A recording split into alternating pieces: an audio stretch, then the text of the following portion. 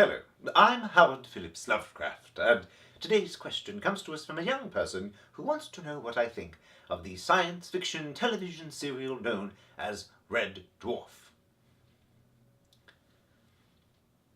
I must say, since I started this program, these questions about pop cultural ephemera seem to be some of the most common ones I receive. It was really not expected. I thought I would be talking more with people about literature, philosophy, and the more intellectual exercises. Indeed, there are times when I find it rather frustrating to have to constantly speak to the popular culture.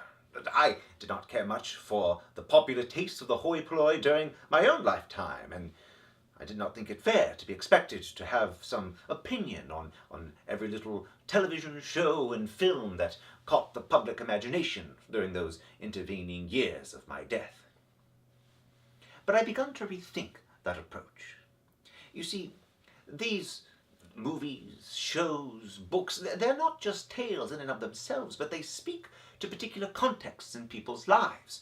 They reflect the time that we ran home from school, eager to catch the television show before our parents started the night shift, or the times we hid behind the sofa waiting for the monsters to be defeated, or all those long days with the rain falling and just the comic books to keep us company.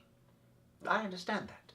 Stories are more than just their words. They are the context in which we find them. And beyond that, stories are what define us as a species. We tell each other stories. We connect with one another through these tales. And as we find ourselves increasingly isolated in this cold, impregnable universe, I think we should celebrate stories regardless of their source. Although I do still believe in a hierarchy of these things. There are good books and bad books, after all. But as for Red Dwarf in particular, I find it mostly inoffensive. I do appreciate that there is a cat as a main character, although why you would take a cat and make them more human instead of taking humans and making them more like cats is absolutely beyond me. As always, I'm Howard Phillips Lovecraft. Thank you.